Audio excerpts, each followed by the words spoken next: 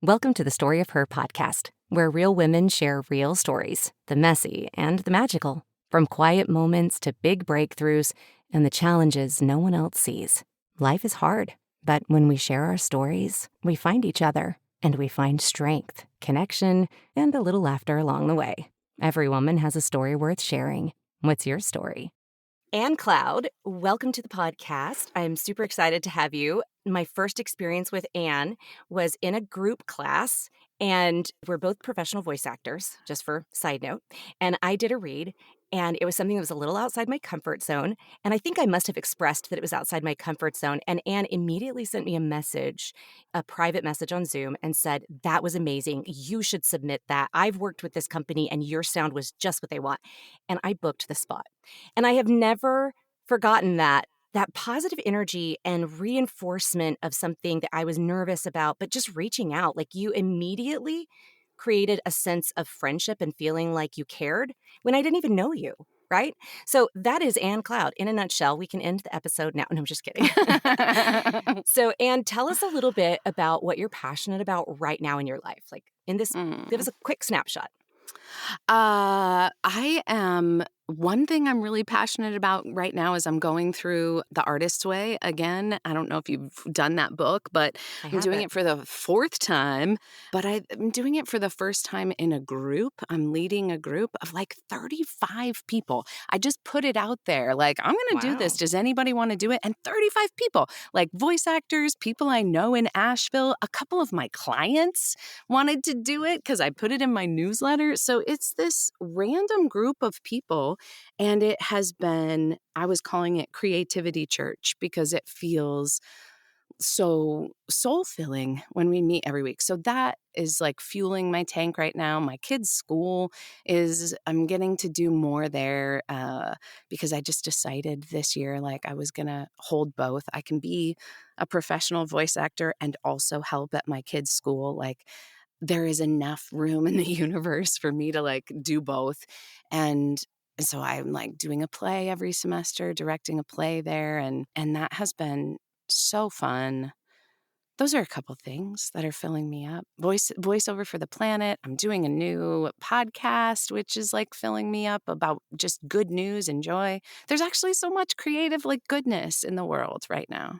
There is. And I think we get kind of bogged down in the negative news and feeling discontented with what's happening in society as a whole. And to just bring that positivity, I keep telling people who talk to me and say, I just feel so frustrated. I'm like, go to your local community, get involved, make a difference right where you live, and you will feel better. You will feel better because you will see the goodness of human nature all around you.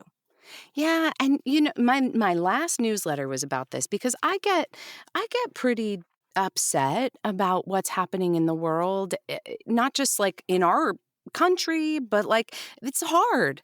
The world is hard, and I don't think it's just right now. It's just, it's hard. And for those of us who are like, sensitive to things, it's especially hard, right? Mm-hmm. Like, it feels like, how am I supposed to? But it kills me because if I don't have agency to make a difference, if I can't actually change something, then I almost don't want to know, because what it ends up doing is bringing me down into this like cycle of doom and despair. And it's like, that's not helping anybody. Like, I always am telling my kids, really, when something dark is happening, like, can you fight it with darkness? No, of course not. You like light a candle and you bring your candle into the darkness and, oh my gosh, look what you did, right?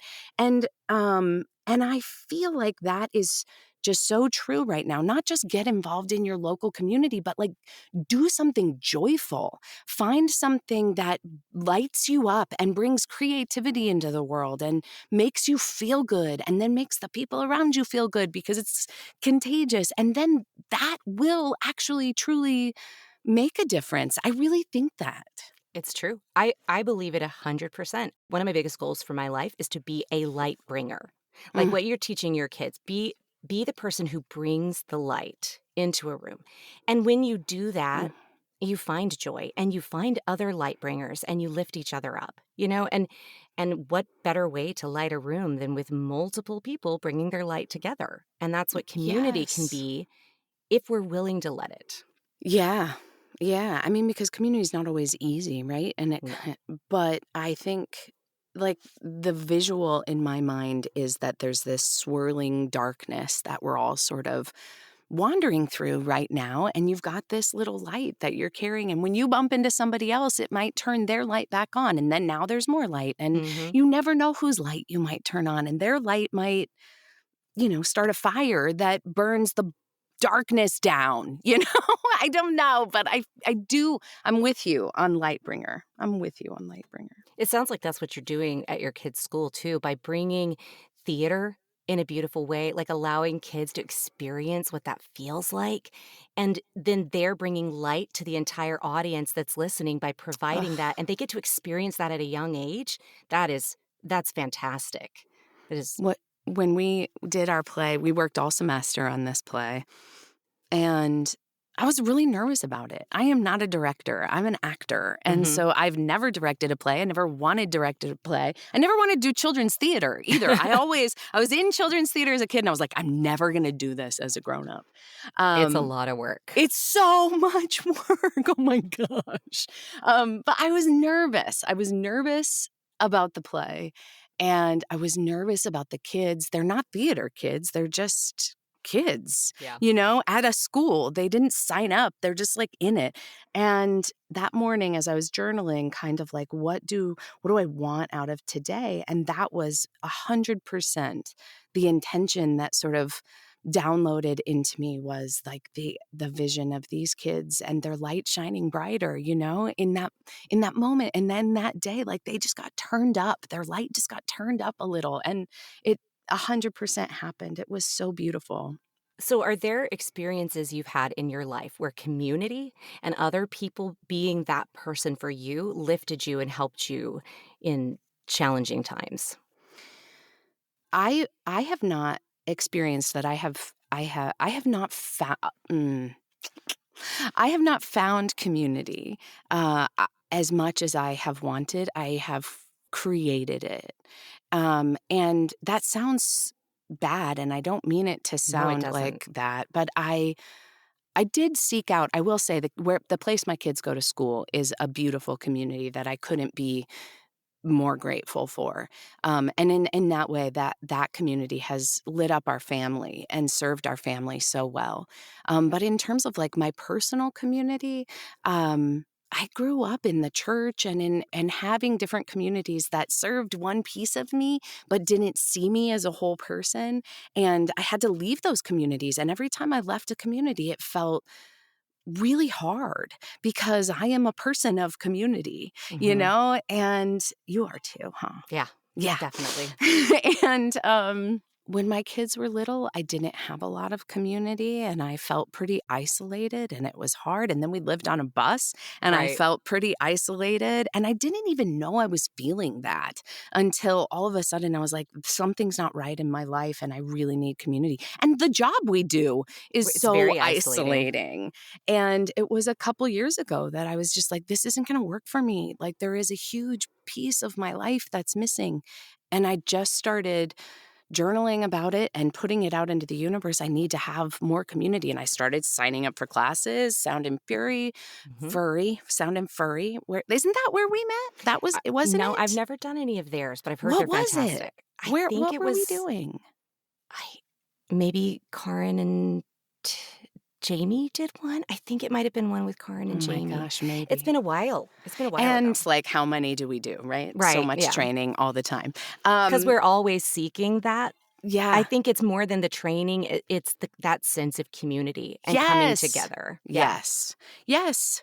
Because as an actor, right, like you'd be in acting classes or you'd be in plays or whatever, there's always community. It's just not like that with voice acting. Right. Um, and yes, so that sort of seeking. And I just put it out there like I need community. I'm gonna figure something out. And I kept trying different things and they didn't work, Mhm. like they weren't right. And I started an accountability group with like 6 people and it was not good. And I was part of a management group that just wasn't right.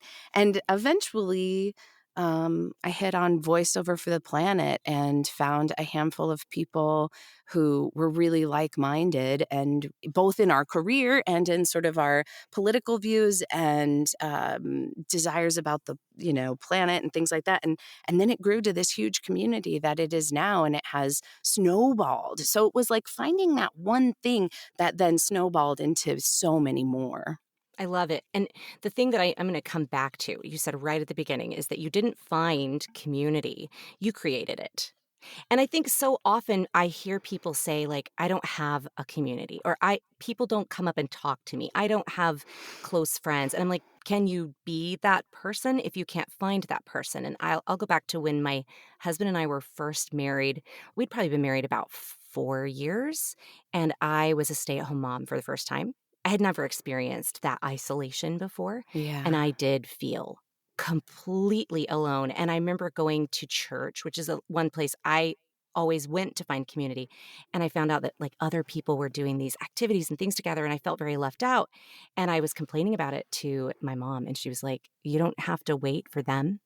You can just invite Mm. them to you."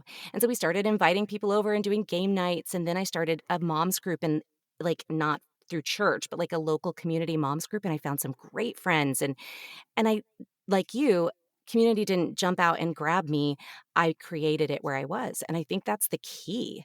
And not everybody finds community in the same way, you True. know? Some That's people really want true. in-person people that they can sit and have coffee with, and some people would rather not have that, but just interact through online, and that works for them.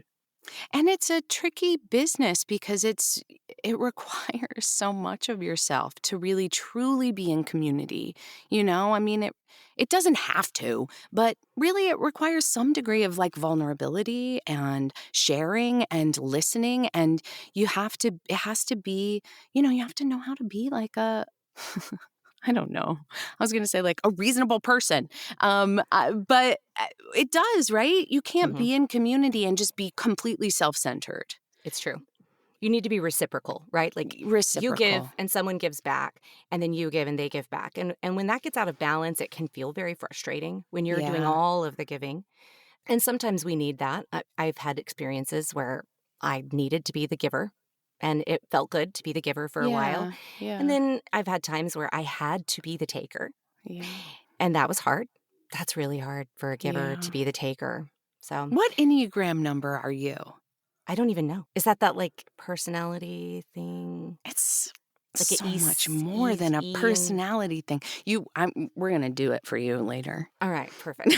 I would say I know I'm an extroverted extrovert, and on all the things where it's Yeah, like, me what too. are you? Like the color scale, like red, yellow. I'm like a yellow, yellow, yellow.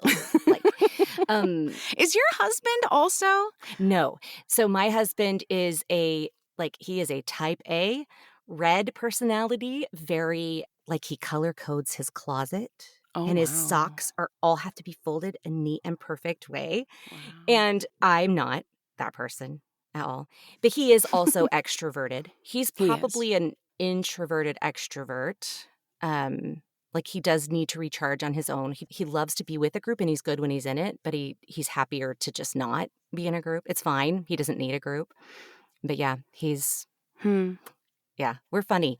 We complement each other very well, but we also are like fire and ice in some things. The early years of our marriage were very I remember somebody telling me once about the like 23% in a marriage or really any relationship that like the best you can hope for is 77. Is that the other side of 23? I think so.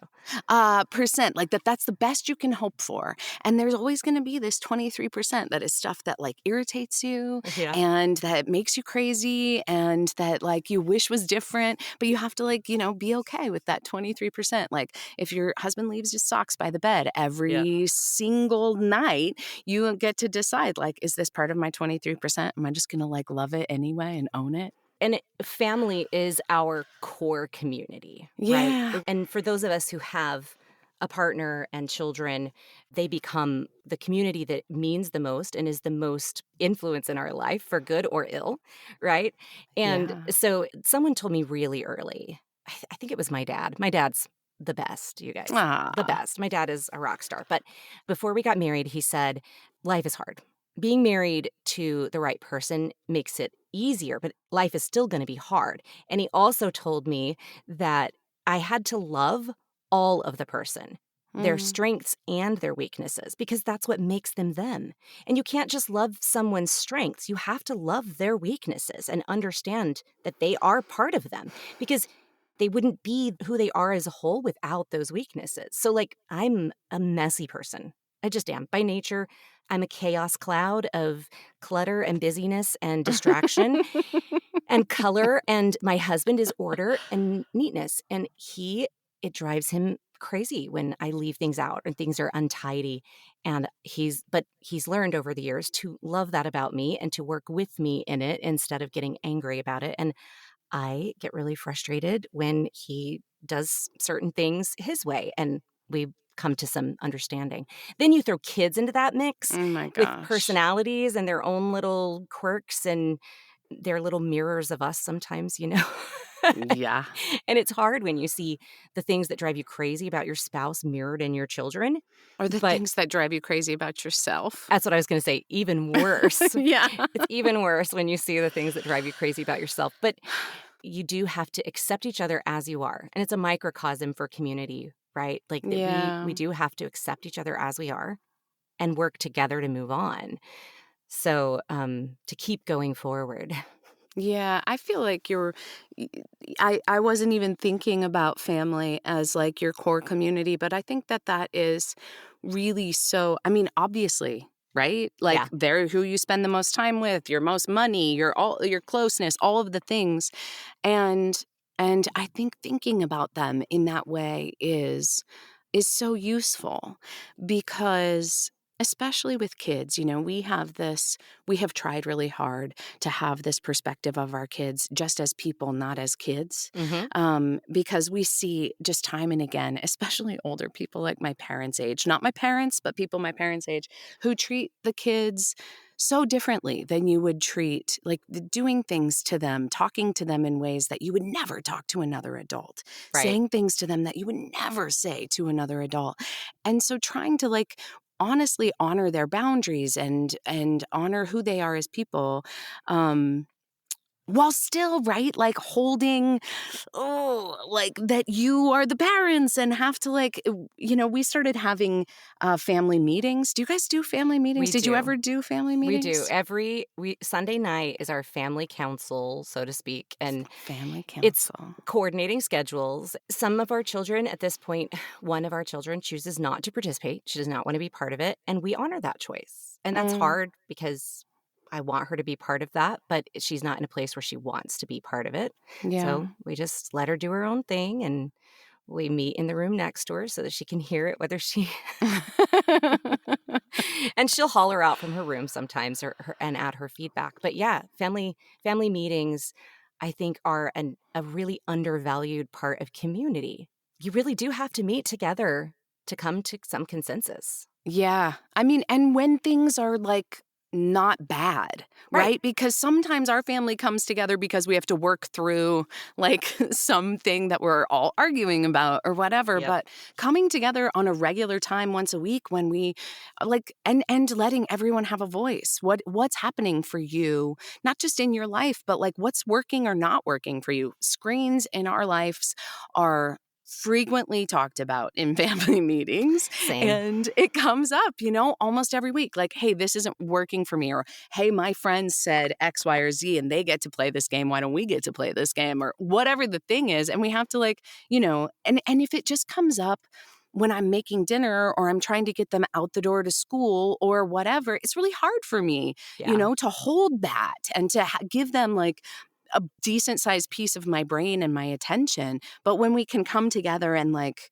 it's the same with Voiceover for the Planet. Yeah. Honestly, when somebody emails me and I'm in the middle of my workday and they've got this problem and we've got this marketing thing and I need to blah blah blah blah blah, I'm like, "Ugh, I'm going to give them a half answer right now, Mhm. or I could just set it aside and bring it to the meeting on, you know, when we meet once a week, and then I can like fully flesh it out and give them more of my of my goodness, as opposed to right now. I love that. And if we're taking it on a bigger level, when we have meetings with others, whether it's our family or whether it's a community event or something like Voiceover for the Planet where you're running an organization, when you have other people involved in the conversation, other ideas flow, things you Yeah. might not have thought of, and you can feed on the other people's energy. Whereas if you're just responding in an email and you're in the middle of something, you can't really benefit from the input of other people's ideas. Whereas in a meeting, you can. And that is where community can be so valuable. Yeah. Yeah, 100%. No matter what kind it is, right? Like Yeah. whether you're all really like live and engaged, or even if it's like a forum, like an online forum, but other people can give input. It really does make a difference. It really does make a difference. In the artist way, like Julia Cameron talks about how you can't do it with less than 4 people because you need to be hearing other people's experiences of their Hmm. journey to like really grow in your own. And I think that's right. It really does help. And I think, especially in a world where we're frustrated and confused, when we hear other people's perspective, Yeah. it changes. It doesn't always change our perspective, right? But it helps us to understand other people and we feel less alone and Yeah. less frustrated. One thing that I do in my community that I highly recommend everyone do, I guess everyone couldn't do it or then it wouldn't make sense, but I used to feel very frustrated by elections. And I know politics is Mhm. something that's really important to you as well. So I was feeling really like I didn't have a say, I didn't have a voice, my voice didn't matter. And so I began to volunteer at elections and to work the elections.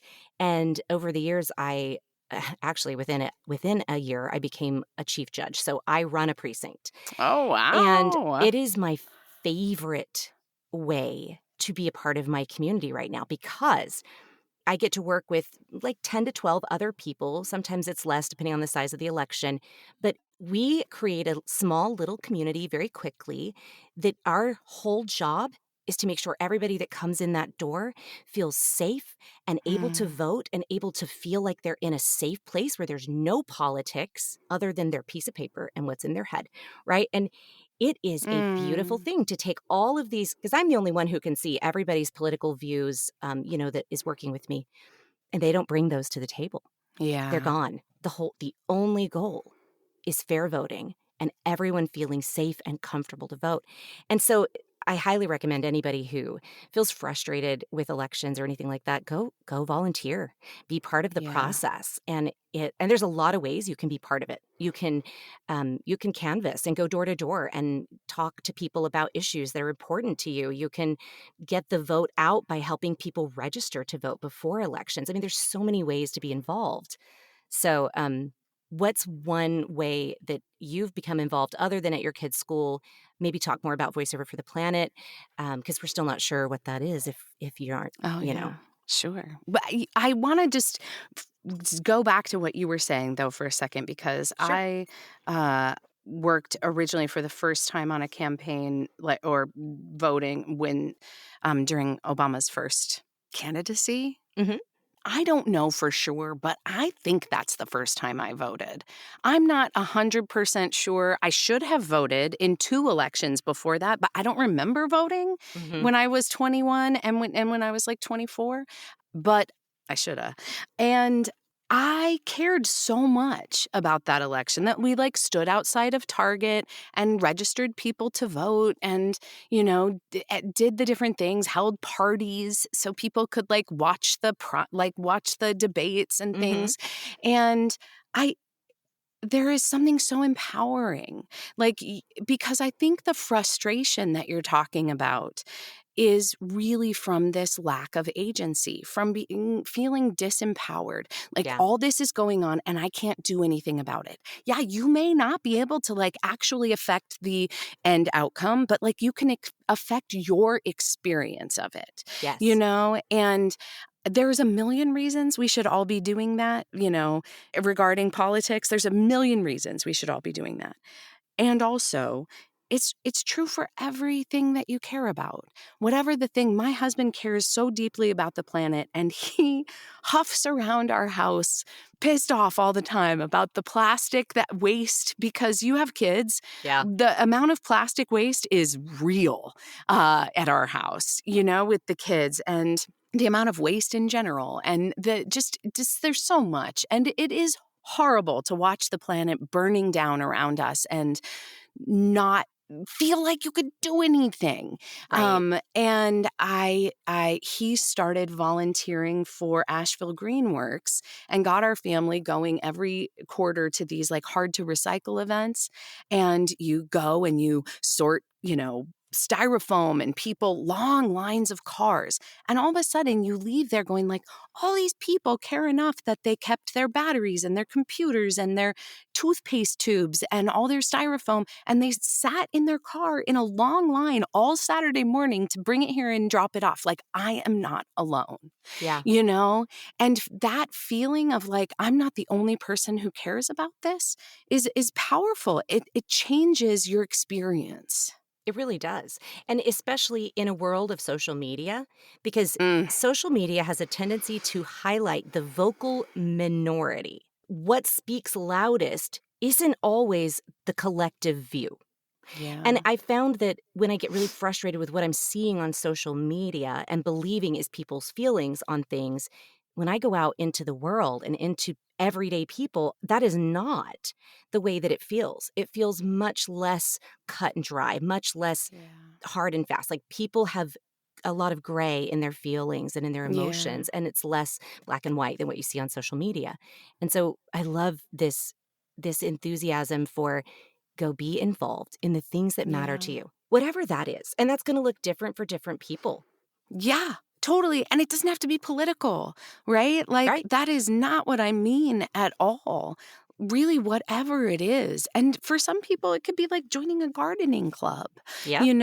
doing a community garden. Or I just think you were talking earlier about the way you grew up on the side of a mountain. And Hmm. I think we have become such an isolated globally, just like so isolated. And it's not just us who work in our teeny tiny booths.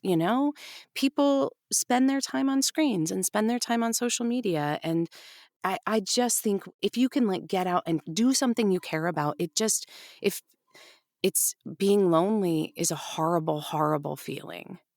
And I don't think people claim being lonely. I think people just say they're depressed or they're angry about what's going on or they're frustrated. But ultimately, I think a lot of that leads back to loneliness, feeling like I'm the only person who cares. Yeah, And as soon as you see that other people care about this, whatever it is you care about, then it all loses its power. it's true. I think when you take loneliness and you combine it with a sense of powerlessness, Mm, it just really can create just horrible feelings within you. But what yeah. you just explained is take that loneliness and take that sense of powerlessness, go get involved in something that's passionate for you, something that you believe in.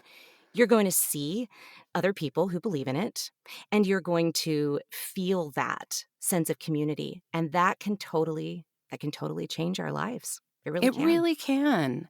When the election happened, I mean, this is turning out to be such a we're talking about so much politics. I don't But know. Is that okay? it's okay because nothing is you have to believe a certain way, No. right? And it does, and Yes. I think no matter who you voted for, we all feel frustrated right now. There's nobody who's Mm, like, "Oh, the mm, world is perfect." hmm When at this last election, last November, I felt panic and I felt despair. And I think and I had worked, done stuff for Yep. the election. And where I was at, right, was this feeling of everybody that was in my community was also feeling despair. And we all kind of pulled each other down into this like sinkhole of sadness Oh, and wow. what's going to happen now. That maybe is the first time where I felt like the community was, for a moment, almost a negative, Mhm. But as soon as like were we talking about this about the light? Yes, Yeah, being a light being light bringer. bringer. And as soon as one person's light turned on and went like, okay, hold on, you guys, like, where's the joy? What are we doing? Like, we have got to, and for me, it was through Voiceover for the Planet. Like everything was still swirling in this darkness around me. And Voiceover for the Planet was like, well, we've got this, what can we do here? What voice can we bring? How can we be a part of something that isn't awful? And it really had that community or collective positivity of one thing turning on and another thing turning on and the light growing, And that's how it begins. And that's One how it person begins. having the courage to say, what can we do different and how can we smile? How can we see the joy? How can we find the joy in our Yeah. circumstances? That's beautiful. Well, and this has been a fantastic discussion about community. I feel like we could talk for hours, but I want to ask you one thing that I like to ask every guest. What are your I am statements right now in your life? What are the things that are your core beliefs, the things that you know about yourself? Wow. I know it's a big question. And You're not going to usually prepare people for I that? Jeez, Aleesha. I know, usually I do. And we started very haphazardly, so you did not get preparation. So think Oh, for just I a minute. am. The first thing that comes to my mind is I am growing. I feel like at 45, this is the biggest growth phase of my life that I can really recognize or remember of stepping into my light and my power and who I am as a individual, not just as a mom and wife and those other labels. This seems weird, but I'm just going to say it because it Say popped it. into my mind. I am love. I feel like as I am growing, my recognition is that love is where everything for me needs to stem from. And as long as I can live from a place of remembering I am love, then everything else kind of falls into place. What are yours? I am strong. I think that's my biggest one Mm, recently. I didn't realize quite how strong I was. I am strong and I am light. Those are the mm, two things I'm focusing on right now. Like, I want to be light in every relationship and everything that I'm in. yeah. And I used to think for a while the world is very negative about people pleasing. People pleasing is a bad thing. People pleasing is bad. Um, but I enjoy it. I like to make people happy. But I do have healthy boundaries. And I think that's the key. Yeah. I can make other people happy. I can bring light, but I can also feel joy and contentment in my life. That's the other one. I am content. Mm, And it's a beautiful place to contentment be. is yeah. Yeah. So, lastly, I want to ask you, what is one thing that you wish you could say to other women that might help them if they're struggling with some of the things that you've struggled with finding a place in community or with feeling like it isn't coming to you, that you're not finding it, or actually really Mm, with anything you want to say? you know, I mean, I guess not just with community, but with all things, if you can take a this is advice that I need to hear. Don't If we you all? can take a moment to remember who you are, like who you really are, down when everything is stripped away, not as a mom, not as a voice actor, whatever, like all those labels, but like there is a soul person, right, that is like deep down underneath that. And if you can find who that is and just give her a little bit of love, then from that place, you can go find or do whatever it is you want to do. You'll find the right people. You'll find the right community. You'll find the right job. You'll find the right partner or whatever the thing is. Like that if we stem from that, like, but you have to dig a little bit because so many layers have been put on us as women, at least women of a certain age. Um, Yes. so many layer upon layer of things that we have to sort of shed to figure out who that person is that we want to nourish? I do. I have a friend who used to babysit for me. She's now grown up and has a couple of children of her own. But when she was 14, she asked me, and I was probably 30. I was pretty young. And she says, how do I know who I am? How do I Mm. figure that out? How do I know? And at 30, I was like, oh, let me tell you. I know exactly who I am. And it's so funny to look back on that now at 44 this week. I'll be 44 this week. Oh, happy birthday. Thank you. At 44 to go, I had no idea. I had clues, but I thought I knew. And as I've grown and shifted and changed and shed away the labels that restricted me, there's so much more to me than I realized at 30 years old or at 14.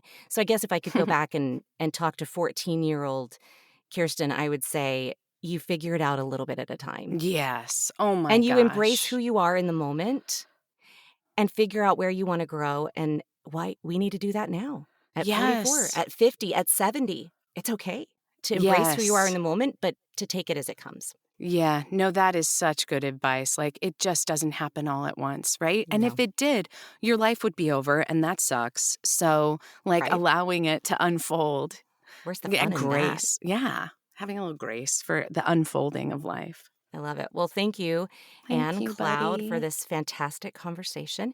Just share with us the places that people can find you online. There should be 3 at least. One where they can find you as a voice actor, one where they can learn more about Voiceover for the Planet, and one where they can listen to your podcast. Okay, yes. My website is anncloudvoiceover.com, Anne with an E, cloud like in the sky. And Voiceover for the Planet is just voiceoverfortheplanet.com, all spelled out. And the podcast is brand new, and I can't claim that it's mine. I'm co-producing it with Allie Murphy, who's a rock star. And it is good news for planet Earth, 5-minute little happy nuggets that you can listen to about real things that are happening in the world that are good and joyful. Bringing light. Bringing light. Well, thank you, Anne. Thanks for listening to the Story of Her podcast. I really hope you heard something today that left you feeling inspired, uplifted, or just a little less alone. If you enjoyed the conversation, it would mean a lot if you followed the show, left a quick review, or shared it with someone who might need to hear it too. It's a small thing, but it really helps more women find the show. And if you'd like to be a co-host on the podcast and share your story, please reach out to me at Aleesha@AleeshaBakeVoiceovers.com.